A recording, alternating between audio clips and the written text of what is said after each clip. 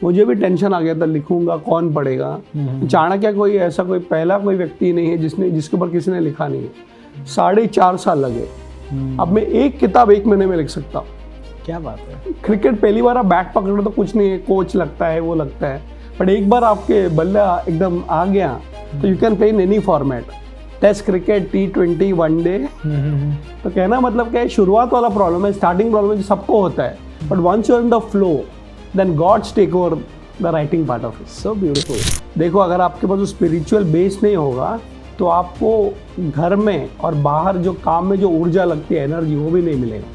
तो आप देखो जितने भी लोग स्पिरिचुअल बेस के साथ काम करते हैं, they can do more. True. फिर वो कौन से भी फील्ड के हो, भले गवर्नमेंट में एक ऑफिसर हो या पॉलिटिशियन हो, तो आप देखोगे स्वामी विवेकानंद करेक्ट मेरे रोल मॉडल है। हम भारतीयों के लिए तो बहुत बड़ा आदर्श भी है।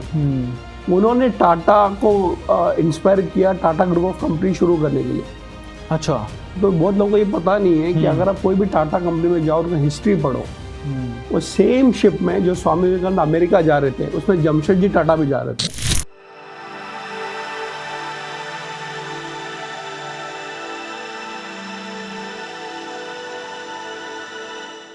हाय नमस्कार दोस्तों, मैं हूं भूपेंद्र सिंह राठौड़ और आप सभी का स्वागत है मेरे YouTube चैनल कोच BSR पे। और आज तो मैं आप सभी के सामने इंट्रोड्यूस करते हुए पूरी तरह से थ्रिल्ड हूं उस शख्सियत को जिन्होंने बहुत पढ़ाई की है, बहुत रिसर्च की है और बहुत वैल्यू ऐड की है हमारे देश में और देश के टॉप लीडरशिप में।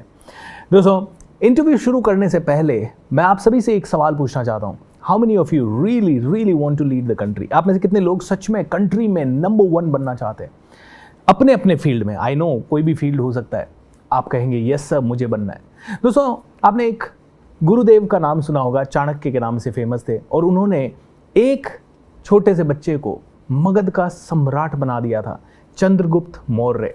लेकिन कैसे बनाया होगा, क्या किया होगा उन्होंने, ये जानने के लिए आज हमारे साथ वो शख्स हैं जिन्होंने कॉर्पोरेट चाणक्य के नाम से एक किताब लिखी और उसके बाद एक पे नहीं रुके, 21 ऐसी पावरफुल किताबें लिख दी और 21 की 21 किताबें अपने अपने फील्ड में सुपर्ब सेलर्स हैं, बेस्ट सेलर जिन्हें आप कहते हैं। सो आइए दोस्तों, बिना किसी डिले के स्वागत करते हैं श्री राधाकृष्णन जी पिल्लई का। Sir, thank you so much for coming to the studio.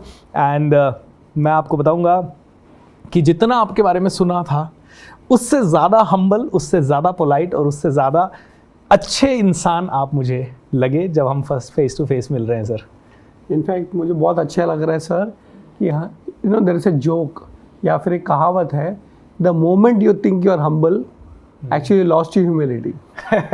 तो अगर नम्रता है तो अच्छी बात है, लेकिन मुझे ऐसा लगता है कि आप जैसे गुरुओं को मिलके मुझे बहुत कुछ सीखने को मिलता है। यस, भगवान की कृपा है कि थोड़ी बहुत किताबें लिख डाली। नहीं सर, थोड़ी बहुत नहीं, ये बहुत ज्ञान का भंडार है जो कि मुझे लगता है आने वाले 5000 सालों तक हम सबको बहुत वैल्यू ऐड करता रहेगा। तो राधाकृष्णन सर, सबसे पहले तो आपके जीवन की जर्नी कैसी रही, कैसे आप शुरू किए, कैसे आपकी स्कूलिंग हुई, फैमिली बैकग्राउंड क्या रहा और फिर कहाँ से ये बुक लिखने की इंस्पिरेशन मिली, ये हम जानना चाहेंगे। Thank you so much. मैं आपको गुरुजी करके बुलाऊंगा। अरे सर, भूपेंद्र आप बोलिए प्लीज, आप मुझसे बड़े भी हैं। ठीक है, एक छोटा सा रिक्वेस्ट करूँगा, भूपेंद्र जी। अरे रे ये तो गुरुजी है। तो जीवन की कहानी मैं 3 भागों में बांटूंगा। मेरा भूतकाल, अभी वर्तमान काल और भविष्य। भूतकाल तो सबका एक ही होता है, स्कूल में पढ़ाई करते हैं क्योंकि हमको चॉइस नहीं होता, माँ पिताजी भेज देते हैं। तो मुंबई में मेरा पूरा शिक्षण रहा, ऑल माई स्टडीज़ वर इन बॉम्बे।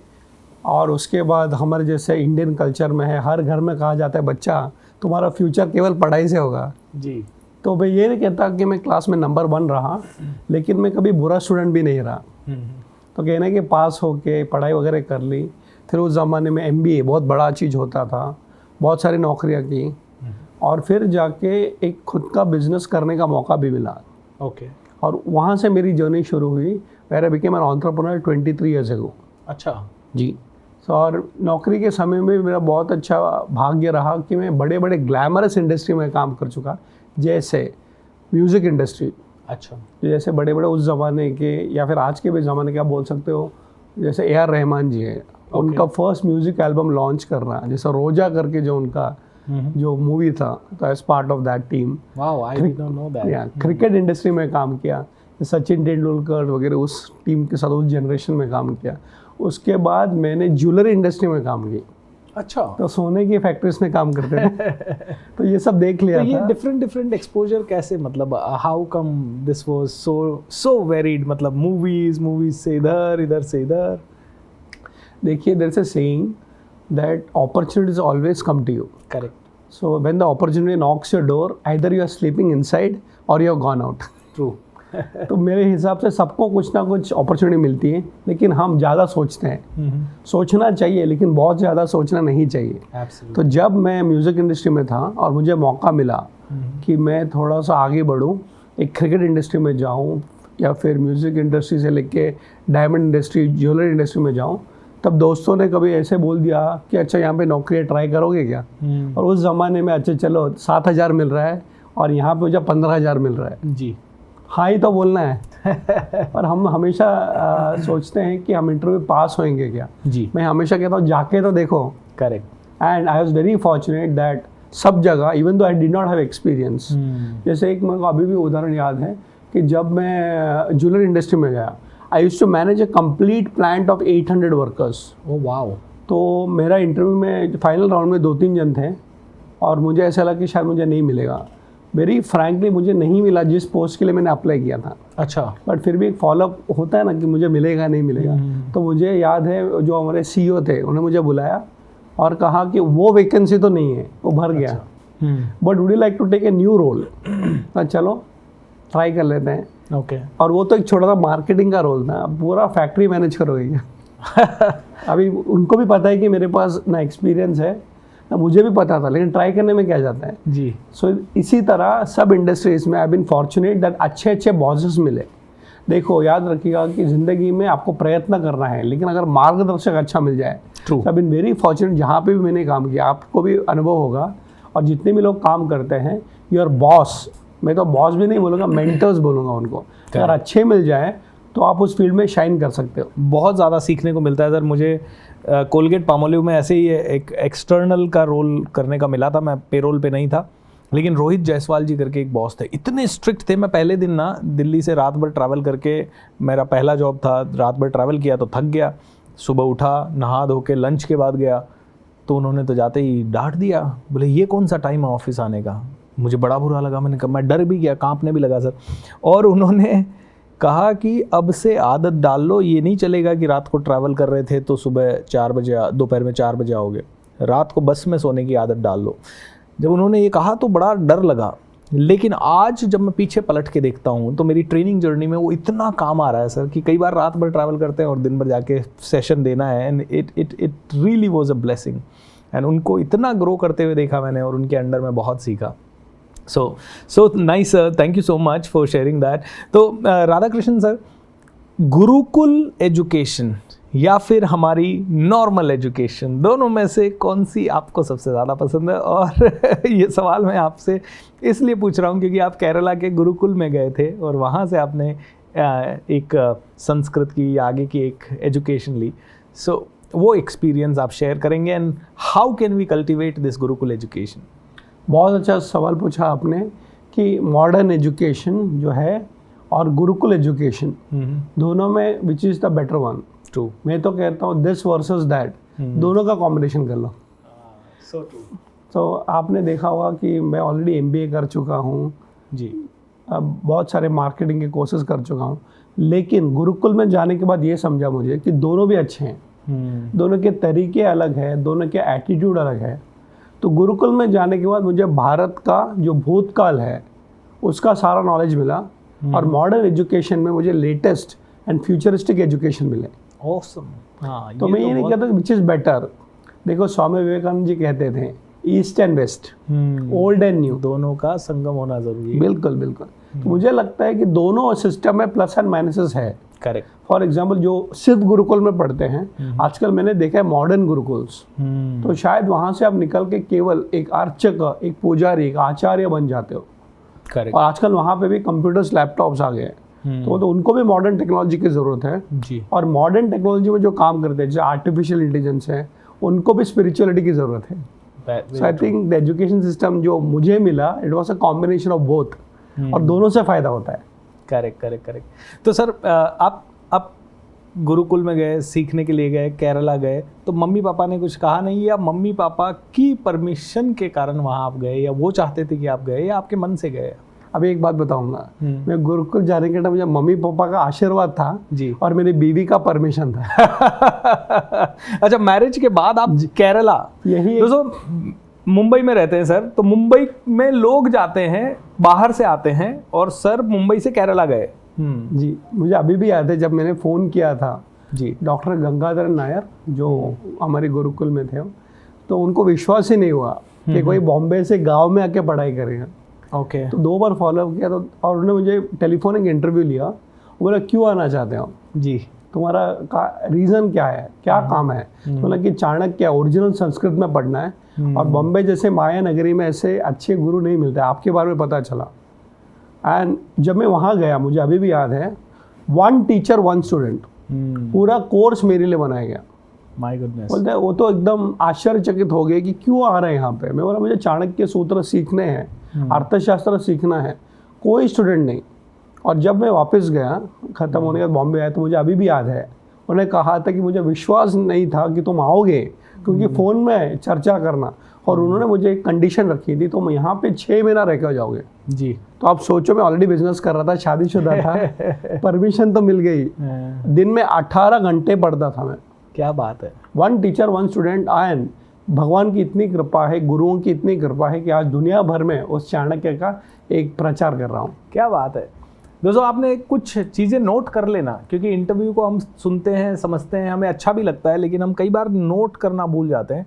18 घंटे की पढ़ाई, कंप्लीट सरेंडरेंस टू 1 टॉपिक, वो भी जब करियर पूरा चलता हुआ है।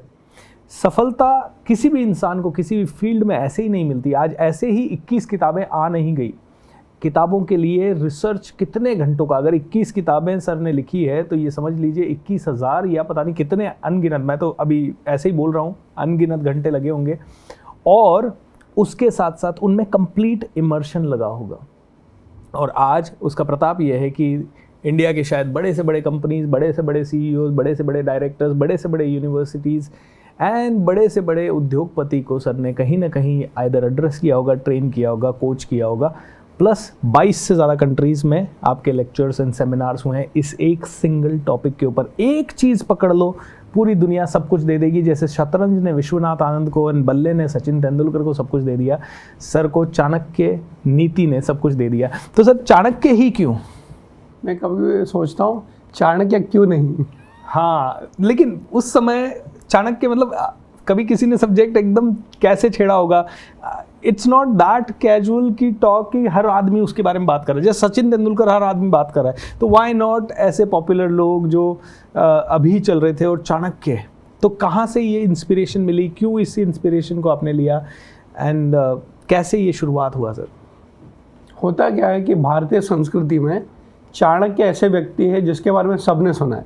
जी जी, तो ऐसा नहीं कि जैसे महाराणा प्रताप जी है या फिर शिवाजी है, करेक्ट, और जैसे आपने मॉडर्न डे में सचिन तेंदुलकर बताया, तो हमारे इतिहास में चाणक्य ऐसे व्यक्ति थे, सबको पता है। करेक्ट। किसी ने स्कूल की किताबों में पढ़ा होगा, किसी ने कोई टेलीविजन सीरियल देखा होगा, करेक्ट, किसी ने ऐसे कोई डायलॉग कोई फिल्म में मेंशन किया होगा, जैसे दुश्मन का दुश्मन दोस्त, हाँ, या पैसा पैसे को खींचता है। जो बिजनेस कम्युनिटी होते हैं ये तो बोलते रहते हैं ना, दुश्मन का दुश्मन दोस्त, या फिर साम दान दंड भेद, साम दाम दंड भेद, ये सब चाणक्य की नीतियाँ है। लेकिन हुआ क्या कि सबको जानते हुए भी किसी ने गहराई में पढ़ाई शायद नहीं की थी, तो वहाँ पे मेरा इंटरेस्ट जगा जी। तो मैंने क्या किया, जितने किताबें मुझे मिली लाइब्रेरी में या फिर बुक स्टोर में पढ़ने लग गए। लेकिन क्या होता है, एक अधूरापन लगने लगता, आप कितना भी पढ़ाई कर लो आखिर में गुरु लगता है। जी जी जी। तो मुझे ऐसा लगा कि नहीं, तुम ज्ञान इकट्ठा कर लोगे। जैसे हम लोग कहते हैं, जैसे difference between information and knowledge. You can be very well informed about Chanakya, but you may not know his knowledge. Correct. और एक स्टेप आगे है, it is called insight. Information, knowledge, insight. और insight डेवलप करोगे तो आप सब्जेक्ट मैटर एक्सपर्ट हो जाते हो। Absolutely. तो मतलब नॉलेज तो मेरे पास है नहीं, इन्फॉर्मेशन बहुत है। तब मुझे याद है कि मैं उस साल में कैलाश मानसरोवर गया था। अच्छा। हाँ, और वहाँ पे मुझे पता है कि एक ऐसे मन में विचार आ गया, और मैं तो शिव जी की कृपा ही मानता हूँ कि अभी अर्थशास्त्र को अपना जीवन का लक्ष्य बना दो। वैसे मेरे बीवी का बहुत बड़ा रोल है मेरी ज़िंदगी में। तो मैंने उससे बात की, वो भी उस यात्रा में थी। मैंने कहा सुरेखा, ऐसे मन में बार बार विचार आ रहा है जी, चाणक्य अर्थशास्त्र। और उसने मुझे कहा देखो, ये छोटी बात नहीं है, हम कोई घर पे बैठ के चर्चा नहीं कर रहे हैं। कैलाश मानसरोवर में आपको कोई विचार आता है तो हमारे साथ एक स्वामी ईश्वरानंद जी करके थे, ग्रुप के आचार्य थे वो, तो उनसे बात कर लो जी। तो मैंने उनसे बात की। संतों का कृपा होता है, गाइडेंस भी चाहिए, जैसे हमारे यहाँ पे कहते हैं सत्संग। तो उनसे मैंने बात की कि ऐसे विचार आ रहे हैं 2 दिन से कैलाश के जो हमारे परिसर में। तो उन्होंने कहा एक काम करो, वापस जाके इस विचार को वापस इम्प्लीमेंट करो। ओके। तो देखो, वहाँ से वापस बॉम्बे माया नगरी में आना शायद आप भूल जाओगे, लेकिन वो विचार मुझे छोड़ ही नहीं रहा था। उसके बाद मैंने किया ठीक है चलो अब पढ़ते हैं थोड़ा डीप डेप्थ में।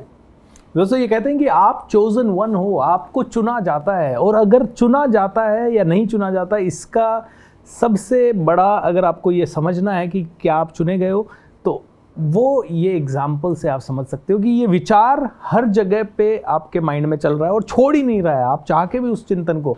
ऐसा सर, जब मैं ट्रेनर बनना चाह रहा था तो मेरे तो सारी फोर्सेज अगेंस्ट थी, पापा मम्मी अगेंस्ट, दोस्त अगेंस्ट, क्योंकि मिडिल क्लास फैमिली से जब आते हो, पैसा होता नहीं है, मेरी सैलरी आ रही थी वो भी बंद हो जाएगी, इस डर से ही कि इतने साल पढ़ाई की ताकि सैलरी मिले, और अब वो सैलरी छोड़ रहे हो, लेकिन ये ट्रेनर बनने का विचार जा ही नहीं रहा था। और जब ये चला तो ये पकड़ लिया इसको, तो थैंक गॉड कि भगवान ने एक हाथ पकड़ के एक अच्छे दिशा में चलवाया, और आज आपके साथ यहाँ मौका मिल रहा है। तो उपेंद्र जी, मैं यहाँ पे एक विचार रखूँगा जी। It is called the call of the rishis. तो ये मैंने मेरी किताब में भी लिखी है। जब एक विचार आपके मन में बार बार आता है जी, उसमें 2 समस्या होती है कि कहीं ऐसे कोई विचार है क्या, नॉर्मल विचार। ट्रू। जैसे हम लोग कहते हैं चिंतन करते हो, चिंता करते हो, चिंता भी छूटती नहीं और चिंतन भी छूटता नहीं। जैसे आपके केस में वो चिंता नहीं थी, चिंता थी कि क्या होगा, इसका पैसा आएगा नहीं आएगा। जैसे आपने कहा मिडिल क्लास फैमिली से हम सब रहे हैं, पूरा Bharat is now getting to develop country. लेकिन उस जमाने में जब आपको मन में आया होगा, आपने चिंता तो की होगी लेकिन चिंतन छोड़ा नहीं। एंड इसलिए कहते हैं कि वो जो ऋषि मुनि कहीं ना कहीं इनडायरेक्टली आपके मन में वो डाल देते हैं। एक गुरुजी थे, बहुत अच्छा बोलते थे कि अगर पूरे जगत में कोई बड़ा काम करना हो तो किसी व्यक्ति को ढूंढते हैं, उसका दिमाग खोलता है और एक विचार डाल देता है और बंद कर देता है, घूमते रहते हैं। तो आज आप कितने लोगों को इंस्पायर कर रहे हो, मुझे भी इंस्पायर कर रहे हो। तो it's an inspiration of the God through us for inspiring others. True. तो सर, चाणक्य क्या कहते हैं ऐसे लोगों के लिए जो अपनी जीवन में कंसिस्टेंट नहीं रह पा रहे हैं? क्योंकि ये एक बहुत ही जनरल क्वेश्चन आपको भी आता होगा बार बार कि सर सीखते तो बहुत हैं लेकिन उसे इम्प्लीमेंट नहीं कर पाते, इम्प्लीमेंट करते हैं तो कंसिस्टेंट नहीं रह पाते। तो जब चाणक्य ने चंद्रगुप्त को या चंद्रगुप्त मौर्य को सिखाया होगा या अपने शिष्यों को सिखाया होगा, तो इसके बारे में क्या सिखाया होगा? देखिए, जैसे आपने बहुत अच्छा पॉइंट बताया कि नोबडी इज कंसिस्टेंट, इसीलिए आपको गुरु की ज़रूरत है जो आपको बताए कि भैया जैसे बीच बीच में अगर एग्ज़ाम नहीं हो तो स्टूडेंट्स कभी पढ़ाई नहीं करेंगे। और हमारे देश में तो एक कल्चर है कि we only study for exams and during exams. तो कहना क्या है कि राजा को भी एक राजगुरु लगता है जी, बिजनेस में बिजनेस मेंटर लगता है, करेक्ट, ताकि वो आपको ट्रैक में रखे। देखो, हमारा जो मन होता है वो कभी स्थिर नहीं रहता, उसका स्वभाव है, लेकिन मन से ही सारे काम की प्राप्ति होती है जी, सारे लक्ष्य की प्राप्ति होती है। तो अगर फोकस नहीं हो तो बहुत सारे उस पर विषय है कि कैसे फोकस करें। तो ध्यान करें या फिर कोई एक्सरसाइज करें। और आप भी अच्छे स्पीकर है, गाइड है। होता क्या है कि चाणक्य ने एक बहुत अच्छा फॉर्मूला दिया, राजा बनने के बाद भी तुमको राजगुरु की जरूरत होती है। राजा बनने के पहले कैसे राजा बनना जी, बट राजा बनने के बाद भी। इसलिए बहुत सारे लोग जो लीडर होते हैं उनको लगता है अभी मैं नंबर 1 हो गया या हो गई जी, अब मुझे गुरु की जरूरत नहीं है। नहीं, शासन में आने के पहले और शासन करने के समय में फोकस लगता है जी। और ये focus comes from 2 type of discipline. पहले ट्रेनिंग के समय में it is called external discipline. Okay, जैसे बच्चे सुबह उठते नहीं है विच इज नेचुरल, तो माँ पिताजी उनको डांट के उठाते हैं। लेकिन आप सोचो, अगर वो बच्चा अगर 35 साल का हो और कोई स्कूल का प्रिंसिपल हो करेक्ट या कोई टीचर हो, अगर उसकी मम्मी उसे उठाती है तो लगता है ये क्या है. So external discipline should become internal discipline. Wow. तो इट स्टार्ट्स के बाहर से थोड़े गुरु लगते हैं ना, लेकिन एक समय आ जाता है कि जब आप दूसरों के गुरु बन जाते हो, you will get others. So guru, mentor, coach, इनका बहुत बड़ा रोल है to keep you focused and in the right direction. लेकिन यहाँ पे राधाकृष्ण सर एक चैलेंज आता है. स्कूल वाले अध्यापक कहीं ना कहीं आज की डेट में मैं कहूँगा 20% बहुत अच्छे होंगे, लेकिन 70-80% उतना ज़्यादा वो वाला जो लेवल था चाणक्य जी का उस लेवल के नहीं हो पाते. घर में आते हैं तो पेरेंट्स को भी आजकल अपने अपने कामों में बिजी रहने के कारण बच्चों को उस तरह का मार्गदर्शन देने का समय नहीं मिल पाता. प्रोफेशनल गुरुओं के पास आते हैं हम जैसों के पास, तो हम पैसा मांग लेते हैं. जी. अब लोगों को समस्या ये है कि कोई 15,000 कमा रहा है, उसको पता तो चल गया कि गुरु चाहिए. कोई 50,000 कमा रहा है, उसे पता तो चल गया, लेकिन डिस्ट्रैक्शन, खर्चे, आज लाइफस्टाइल को जीने का प्रेशर के कारण गुरु सबसे लास्ट में पड़ जाता है. जी. अब इस तरह का जीवन मेरा भी कई साल चला और कई लोगों का चला, और रोज़ आते हैं सर. अब हम उन्हें बोलते भी हैं कि देखिए हर चीज़ में कॉस्ट है, तो that is why we also need to take. अब क्या करे, आदमी एक दुविधा में है कि गुरु, आपने कहा गुरु रखो, अब ना रखे तो प्रॉब्लम. वो बोलता है कि यार पहले ज़िंदगी अच्छी थी जब कोई कोचेस नहीं थे, कोई इंटरनेट नहीं था, ये सुनने को भी ज़्यादा नहीं मिलता था. So how do you really share with them and what do you want to share with them? देखिए, अगर आप 5 लाख रुपए महीना कमा रहे हो जी, और आपके गुरु आपको अगर समझो 15,000 पूछ रहे हैं, नो प्रॉब्लम. करेक्ट. बोला ठीक है. वो बहुत सारे वर्ड्स बोलते हैं, investment in knowledge, okay, nothing is free. समस्या तब होती है यू कांट अफोर्ड इट. जी. फॉर एग्जाम्पल आप 10,000 कमा रहे हो और 15,000 आपको फीस देना है. देखो 15,000 की बात नहीं, आपकी इनकम की बात है. करेक्ट. तो बहुत सारे लोग क्या करते हैं, फिर चलो आपको एक स्कीम में दे देते हैं, एवरी महीना 2,000 दे दो. करेक्ट. देखो ये हो गया फाइनेंशियल मैनेजमेंट. लेकिन मैं आपको दूसरी बात बताऊंगा, और आप भी मेरे ख्याल से पता होगा, ऐसे बहुत सारे शिष्य होते हैं who cannot afford it but they have the attitude of learning. फिर आप बोलते हैं चलो बैठ जाओ. ओके, तो जैसे गुरु को एक अच्छे शिष्य लगता है, शिष्य को भी अच्छा गुरु लगता है. Absolutely. तो how do solve this financial problem? मैं 3 आपको टिप्स दूंगा. देखिए, सबसे पहले आजकल ये यूट्यूब फ्री है. तो अगर पैसा नहीं है तो समय तो निकालो जी. आधा घंटा पर डे. ट्रू. ये टॉक्स देख लो, वो तो फ्री है. दूसरा, अगर आपके पास उतना अमाउंट नहीं है, छोटे छोटे चीज़ ले लो, जैसे किताबें ले लो. सर आपकी किताब, करेक्ट, या फिर कोई भी किताब हो जिसको आप अपना गुरु मानते हो. बट इतना अगर हर घंटा अगर आप दिन में निकालो 1 घंटा, आप सोचो 1 महीने में आपका 30 घंटे का नॉलेज हो गया. एक किताब पढ़ ली 1 महीने में, तो आपको कम से कम जिस लेवल है उससे ऊपर चले जाओगे. अब होता क्या है कि जब आप नौकरी करने या फिर व्यवसाय या फिर अपने बिजनेस में उसको अप्लाई करते हो, योर इनकम विल इंक्रीज. जी.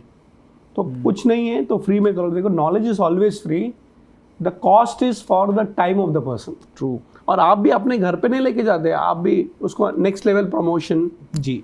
तो मैं तो ये कहता हूँ कि देखो, इट्स अ साइक्लिकल थिंग. नहीं है तो भी शुरुआत करो, और होने के बाद दो. मैं आखिरी और एक बात बोलूँगा. सपोज अभी आपके पास 5 लाख है, जैसे मैंने कहा दिया, and cost is let's say 15,000. Make sure you sponsor 2 more people who can't afford. Wow, that's so nice. क्योंकि दोस्तों ये अगर नहीं हुआ, जैसे for example I am earning, तो मेरी टीम के सभी लोगों को मैं वो एजुकेशन के लिए फोर्स करता हूँ, भाई पढ़ो, सीखो, कहीं पे जहाँ ज़रूरत होती है वहाँ स्पॉन्सर करते हैं. अगर आप एक लीडर हैं किसी ऑर्गेनाइजेशन में, find out a policy. Sir क्या होता है, कई बार बिजनेसमैन के पास जाते हैं, सर ये हमारा बंदा, हम इसको सिखाएंगे, ये सीखेगा, फिर कहीं और चला जाएगा. तो मैं उनको कहता हूँ कि कोई बात नहीं, इसको आप बिना सीखे अपने पास अगले 10 साल तक रखो, तो ये आपके लिए प्रोडक्टिव रहेगा या नहीं रहेगा. जी जी. सो जनरली एक untrained person is a bigger cost to the organisation.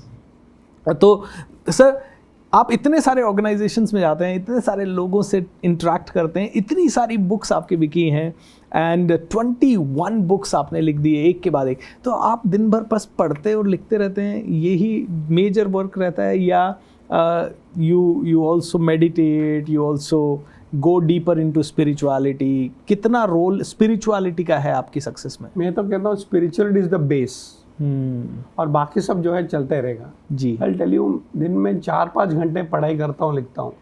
Correct. सुबह 5 बजे उठता हूँ और 2 घंटे जब मेरे even my wife is not allowed. तो उसमें हमारा योगा प्राणायाम से लेके ध्यान करना, किताबें पढ़ना, उपनिषद जो स्पिरिचुअल किताबें हैं, उसके बाद ऑफिस जाता हूँ, वहाँ पे बहुत सारी चीज़ करता हूँ। बहुत सारी यूनिवर्सिटीज़, मुंबई यूनिवर्सिटी में डायरेक्टर हूँ मैं, तो अपने बिजनेस कंसल्टेंसी, स्पीकिंग असाइनमेंट्स। देखो, अगर आपके पास जो स्पिरिचुअल बेस नहीं होगा तो आपको घर में और बाहर जो काम में जो ऊर्जा लगती है, एनर्जी, वो भी नहीं मिलेगा। तो आप देखो, जितने भी लोग स्पिरिचुअल बेस के साथ काम करते हैं, दे कैन डू मोर। फिर वो कौन से भी फील्ड के हो, भले गवर्नमेंट में एक ऑफिसर हो या पॉलिटिशियन हो। तो आप देखोगे स्वामी विवेकानंद, करेक्ट, मेरे रोल मॉडल है। हम भारतीयों के लिए तो एक बहुत बड़ा आदर्श भी है। उन्होंने टाटा को इंस्पायर किया टाटा ग्रुप ऑफ कंपनी शुरू करने के लिए। अच्छा।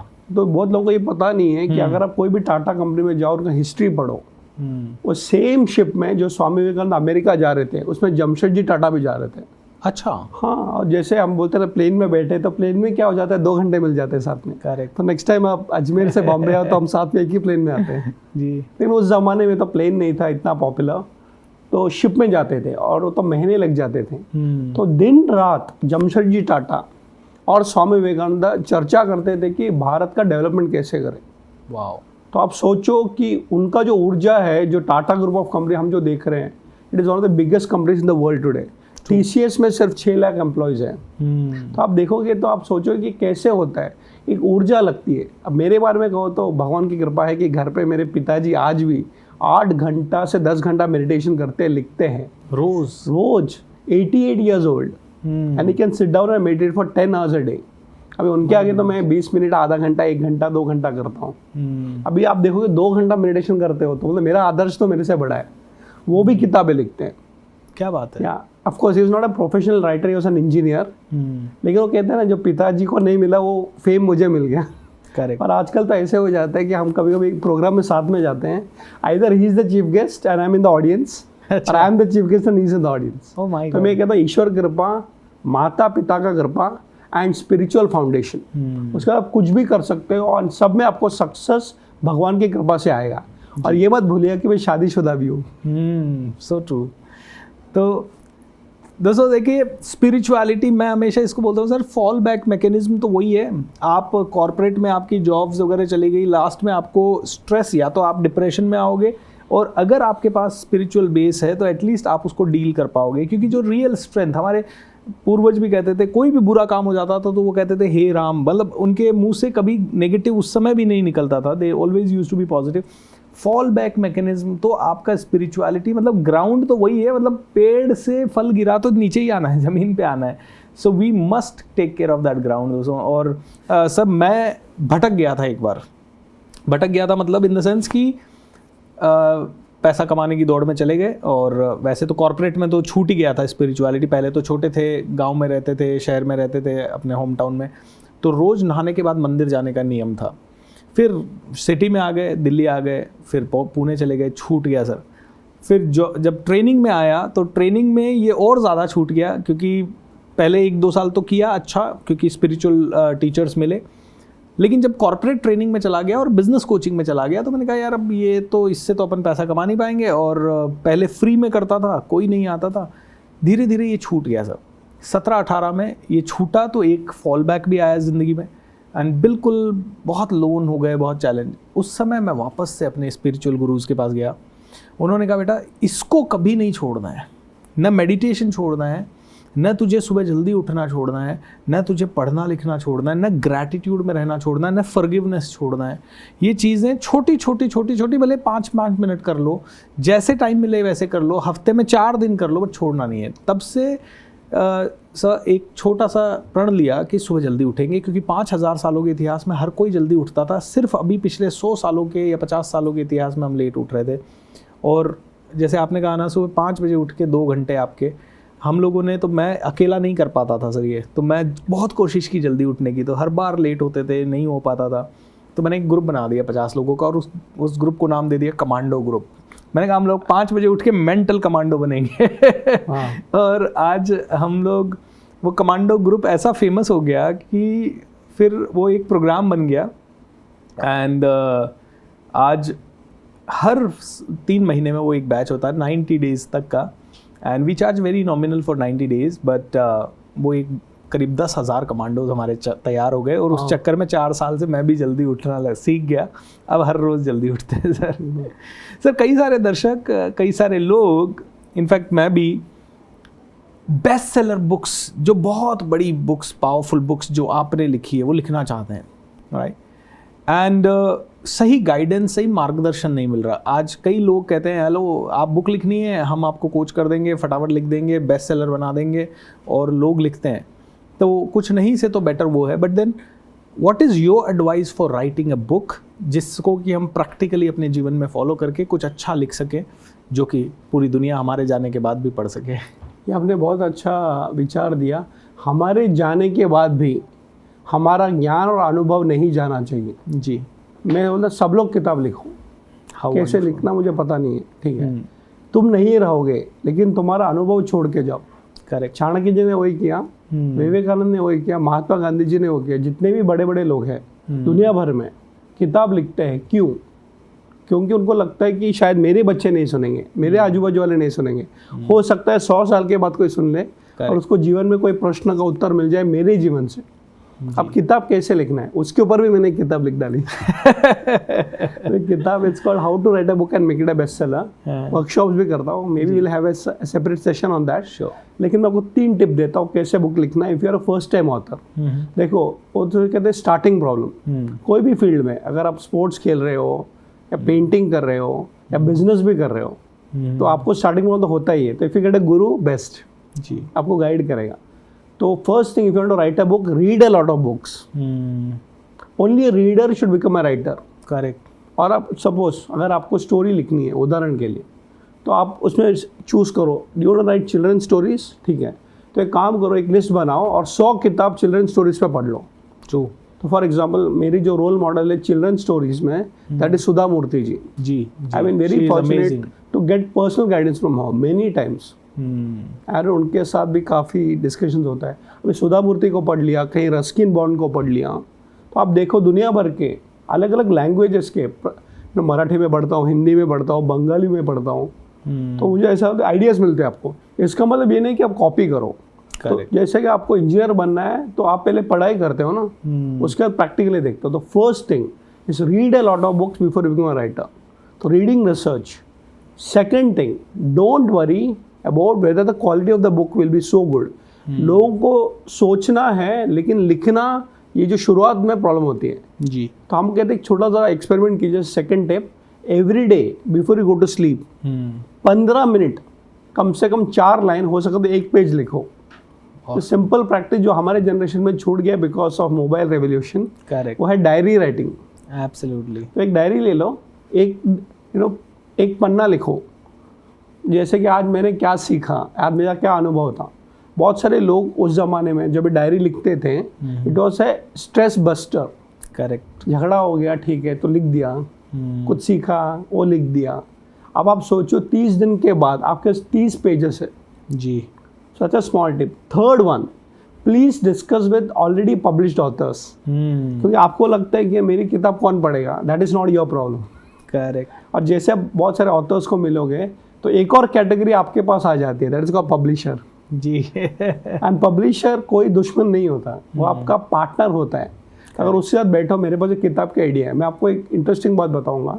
जैसे ऑथर को पब्लिशर चाहिए, पब्लिशर को भी नए ऑथर चाहिए। वाओ, ये तो पहली बार सुन रहा हूँ सर। बिल्कुल, बिकॉज जैसे फिल्म, आज मैं समझो डायरेक्टर हूँ, मैंने 30 फिल्म बना दी है, मुझे हमेशा फ्रेश फेस लगता है, हीरो या हीरोइन, इजंट इट? ट्रू। एक नया स्टोरी लगता है। करेक्ट। और मैं आपको बताऊंगा कि यू विल बी सरप्राइज, मुझे ऐसे ऐसे ऑथर्स पता है, भगवान की कृपा से, you know, I am India's number 1 business author, ऐसा बड़े बड़े जो भी स्टेटमेंट्स है।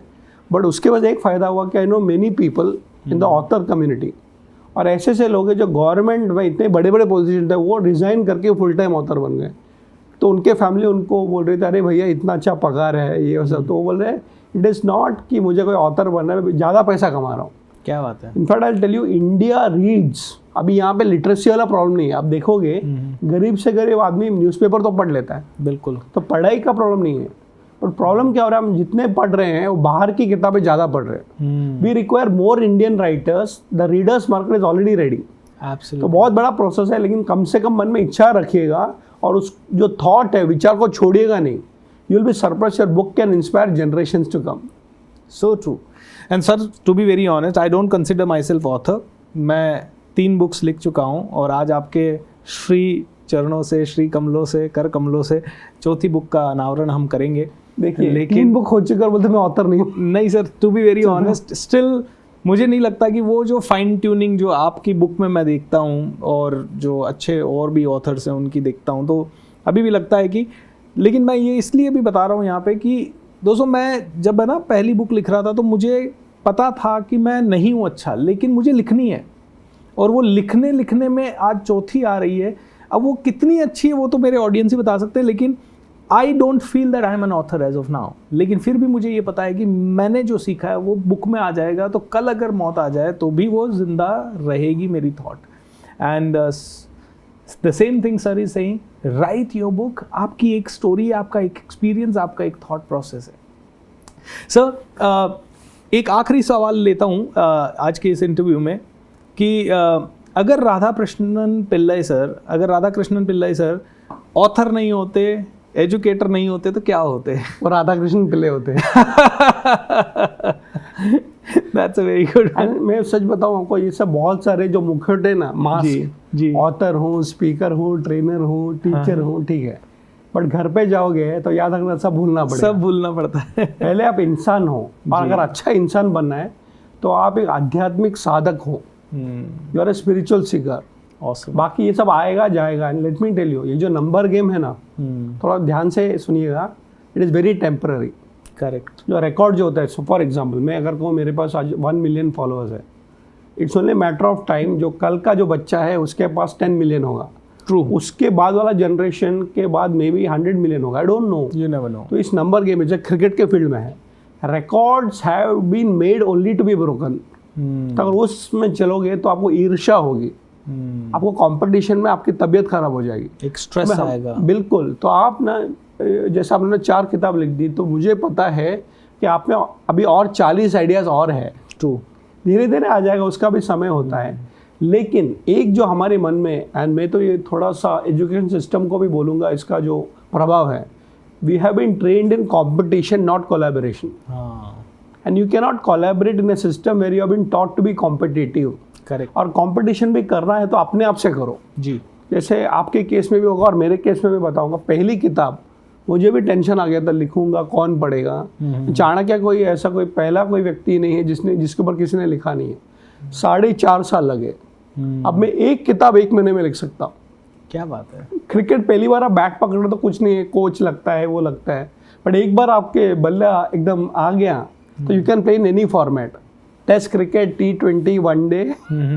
तो कहना मतलब क्या है, शुरुआत वाला प्रॉब्लम है, स्टार्टिंग प्रॉब्लम है, जो सबको होता है, but once you are in the flow then God's take over the writing part of it. So beautiful. तो दोस्तों, ये आपने सुना राधा कृष्णन सर को, और जो बहुत ही छोटे नुस्खे जो आपको देख रहे हैं. जैसे सबसे अच्छा मुझे लगा, आप साधक हो. अगर आप कुछ और नहीं हो तो आप साधक हो. आपका हमेशा ये प्रयत्न रहना चाहिए कि हम और अच्छे इंसान बन पाएँ. Such a lovely thing sir. And मैं आपको बता दूं, जब से सर से मिला हूँ, मैं पहली बार सर से मिल रहा हूँ आप सभी के सामने. पढ़ा बहुत है उनको, सुना बहुत है उनके बारे में. मैं विशाल को भी धन्यवाद देना चाहूँगा, जिसके निमित्त जो नमित बने सर से मुझे कनेक्ट करवाने के. बट जो मैं सर आपके साथ चंद लम्हे बिताए या 1-1.5 घंटे से हम जो साथ हैं, उसमें मैं इतना ही कह सकता हूँ कि I love you. I love you 2. I love you 3. I love you 4. 4थी किताब आ रही है. So nice, so nice. जाते जाते और कोई ऐसा गुरु मंत्र अगर आप देना चाहें तो. ये मेरे गुरु ने मुझे बताया जी. देखो आजकल क्या हो रहा है, एक बड़ा प्रॉब्लम जो दुनिया भर में देख रहे हैं, और भारत तो दुनिया को कॉपी करता है. एक ज़माना था दुनिया भारत को कॉपी करती थी. तो यहाँ पे जो आजकल एक मेंटल हेल्थ पे जो प्रॉब्लम आ रहा है, इट्स कॉल्ड आइसोलेशन. करेक्ट. तो अमेरिका में, जैसे हम यहाँ पे बोले, बट सबसे बड़ा प्रॉब्लम है क्लाइमेट चेंज. नहीं, आजकल बड़ा प्रॉब्लम है आइसोलेशन. जी. तो उसका एक गुरु मंत्र जो हमारे गुरु बताते थे, आपकी ज़िंदगी में कोई भी समस्या हो तो समस्या बड़ी नहीं होती, अपने आप से पूछो मेरे दोस्त कितने हैं. करेक्ट. तो चाणक्य ने कहा था, never fight a battle alone, take some friends along. How wonderful. Never fight a battle along. अपना हेल्प मांगो, इसका मतलब ask and you will be supported by the whole universe. दोस्तों, बहुत ही प्यारी विजडम है एंड इस विजडम को हम कंटिन्यू करेंगे हमारे मैजिक ऑफ थिंकिंग रिच में भी। आप मैजिक ऑफ थिंकिंग रिच का वो एपिसोड जिसमें हमारे साथ राधा कृष्णन पिल्लई सर आए, अगर आपने वो नहीं देखा तो वो भी ध्यान से देखिए। और सारी कॉर्पोरेट चाणक्य एंड चाणक्य नीति से रिलेटेड जो भी बुक्स राधा कृष्णन सर ने लिखी है, आप उन सभी को पढ़ सकते हैं, amazon.com से ऑर्डर कर सकते हैं, आप उन्हें फॉलो कर सकते हैं। गूगल पे सिर्फ आपको कॉर्पोरेट चाणक्य या तो डालिए या फिर राधा कृष्णन पिल्लई डालिए, you will be able to see a lot of wisdom coming in. And दोस्तों ये विजडम वो है जो आपको राज करने में, लीडर बनने में, आपको अपना बिजनेस खोलने में, हर चीज़ में मदद करेगी। सर आपने इतने लोगों को इन्फ्लुएंस किया है और इस लेवल पे इन्फ्लुएंस किया है कि I really salute you for doing great work for India and making us a wonderful nation. Thank you so much. Thank you. आप जो जिस तरह से इंटरव्यू लिए, मैंने बहुत सारे इंटरव्यूज दिए हैं, लिए भी हैं, but you been one of the most humblest person I ever found in the whole world. Thank you sir. Thanks a lot for that. Thank you. Alright दोस्तों, so इस इंटरव्यू को फैला दीजिए, हर एक इंसान तक ये पहुंचे और उन सभी को ये इंस्पिरेशन मिले, क्योंकि मेरे गुरु ने हमेशा मुझे एक ही चीज़ सिखाई कि अगर तुझे कुछ चीज़ अच्छी लगी तो उसे बांट दे, अगर बांटेगा तो विद्या वो धन है जो बांटने से बढ़ता है। और अपने जीवन में हमेशा तू ऐसा ही करता जा, तो हम सब इसी को फॉलो करें, मज़ा आएगा। Thank you so much, lots of love and take care.